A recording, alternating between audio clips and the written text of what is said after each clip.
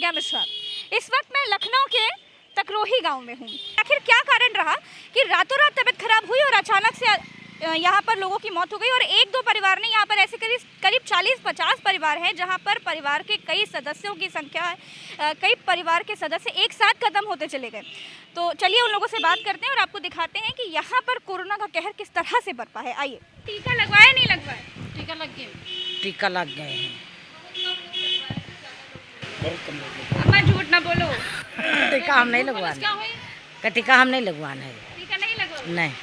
इस गांव में इतना सब कोरोना हाहाकार मचा दिया तो टीका लगवा लो। टीका नहीं लगवाते। टीका बिटिया न लगवाई, ऐसे मर्जी तो ठीक है, टीका न लगवाई। ऐसे मर्जी में कोई बात नहीं, टीका लगवा से क्या फायदा। लेकिन टीका तो आप लोगों की सुरक्षा के लिए कहा जा रहा है कि तो है रोग प्रतिरोधक क्षमता बढ़ेगी, आप लोग कोरोना से इसी से तो बच पाएंगे, और तो कोई दवा है नहीं। ऐसे ठीक है जी। टीका वाले बहुत मरी गए, टीका जितने लगवाए डॉक्टर से मर गए, बड़े बड़े 10 डॉक्टर मर गए, वर्मा डॉक्टर मर गए, सब मर गए जिन टीका लगवाएंगे। अशोक डॉक्टर कौन? अशोक डॉक्टर आगे हैं, गली में आगे। आगे रहते हैं। हाँ। आप लोग टीका लगवा लें क्योंकि टीका के अलावा और कोई बचाव नहीं है। क्यों डरते हैं टीका से? टीका सूजन पूजन वहाँ पर गरम सूजन है, कहूँ बीमारी निकाल दें बस।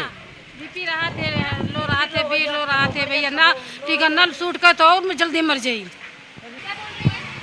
मेन रीज़न ये है टीका न लगवाने का, इन लोगों के अंदर डर बैठ गया क्योंकि काफ़ी लोगों के टीका लगवाने के बाद भी कोरोना पॉजिटिव निकले हैं और उनकी डेथ हो गई है। तो जो आम पब्लिक है ना वो डर गई है, इस वजह से सब लोग टीका लगवाने से डर रहे हैं। ऐसे हो सकता है कि पहली डोज लगाई हो उसके बाद बिना मास्क के घूम रहे हो, या किसी कोविड पेशेंट के कांटेक्ट में आ गए इसलिए? पता नहीं, वो तो डॉक्टर थे, उन्होंने मरे हैं मार्केट में।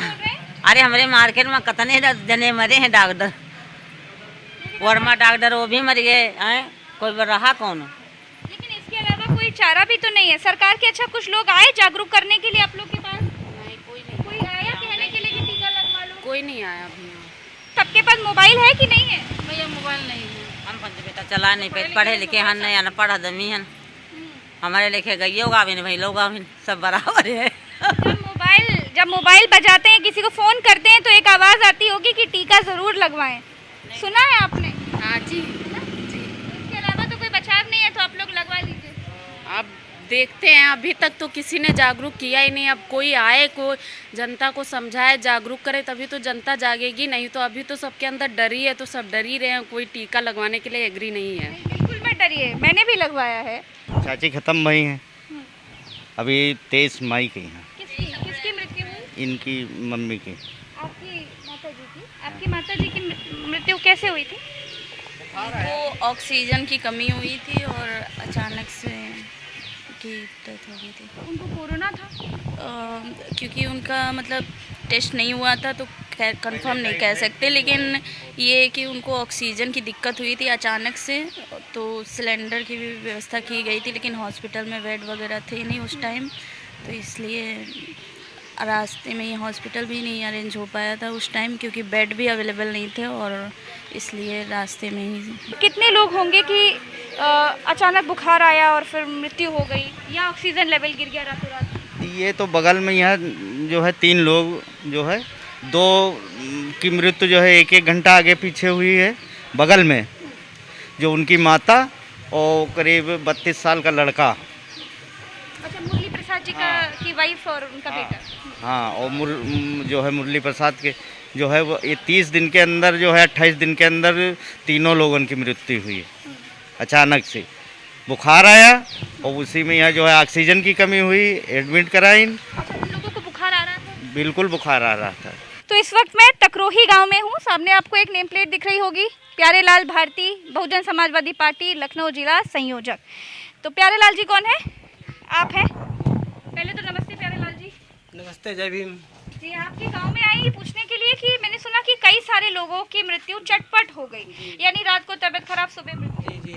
मेरी बेटी भी इस बार हो गई है। अच्छा। हाँ, 18 साल की थी, तो अचानक जो है ना बीमार हुई। हाँ, बस सांस बुखार आया, उसके बाद सांस लेने में तकलीफ हुई, उसके बाद जो है ना डॉक्टर के यहाँ ले गए। डॉक्टर के यहाँ ले गए तो वहाँ उन्होंने ग्लूकोज चढ़ा दिया। एक तो सर्दी जुकाम था, खांसी आने लगी थी, उन्होंने ग्लूकोज चढ़ा दिया और सुबह वो करीब 11-12 बजे से उन्होंने ग्लूकोज चढ़ा दिया और उसके बाद जो तबीयत बिगड़ने लगी। दूसरे हॉस्पिटल ले गए, वहाँ दिखाया, उन्होंने ऑक्सीजन लगाया, कोई फ़ायदा नहीं हुआ। रात में करीब 12:05 में मेरी बेटी एक्सपायर हो गई। प्यारेलाल जी, ये जांच करवाई थी आपने बिटिया हाँ, जांच करवाई थी हमने, कोरोना की? कोरोना की जांच करवाई थी, नेगेटिव आया था, पॉजिटिव नहीं आया था। कौन सी वाली कराई थी? RT-PCR वाली कराई थी या वो एंटीजन वाली? एंटीजन वाली करवाई थी, क्योंकि अचानक बीमार हुई थी ना। अचानक से क्या हो गया था? मैं अचानक शुरू से बुखार आया तो हमने डॉक्टर के यहाँ दूसरे एक डॉक्टर को दिखाया हमने, तो वो जो है 2 दिन तक दवाई लाई। वो कहने कि जो है ये देख लीजिए, कुछ ना आराम हो तो जांच वाँच करवा लिए, तब हमने जांच करवाया। अचानक से क्या हो गया कि आपके सामने ही खत्म हुई बेटी आपकी? मेरे सामने दम तोड़ी है। क्या हो रहा था उसे? सांस लेने में दिक्कत? हाँ हाँ, ऑक्सीजन जो है ना जो है लगाए थे, ऑक्सीजन जो है ना काम नहीं कर रही थी। और उसके बाद जो है ना झाग, बस यहाँ से जो है ना कुछ आराम ही नहीं था। उसके बाद जो है उसको जो है ज़्यादा सीरियस थी हमारी लड़की। जब वो जो है ऑक्सीजन जितने लगा रहे थे ना, उतना ही ज़्यादा वो जो है ये लपे दम हो रही थी। और उसके बाद उसी में जो है ना वो सांस ऑक्सीजन लगाते लगाते जो उसी में जो है ना घुटन होके मर गई लड़की मेरी। मेरे सामने, आंखों सामने जो है नाक से झाग आया, बस इस बार। क्या लग रहा है आपको कारण कि इतना सब जो आपके गांव में हुआ कि लोग एकाएक खत्म होते चले गए? कई सारे परिवार में पहले पिता की मृत्यु हुई, फिर वाइफ की मृत्यु हुई, फिर बेटी की मृत्यु हुई। जैसे आपके घर में आपकी बेटी की मृत्यु, उसके बाद मेरी फुआ की भी, फुआ सास थी मेरी, उनकी भी एक्सपायर हो गई। वो 10 दिन के बाद वो भी एक्सपायर हो गई थी। 10 दिन के बाद किसकी मृत्यु? फुआ हमारी एक्सपायर हो गई थी। हुआ यानी आपकी बुआ जी? हाँ, फुआ सास है मेरी, वो भी एक्सपायर हो गई थी।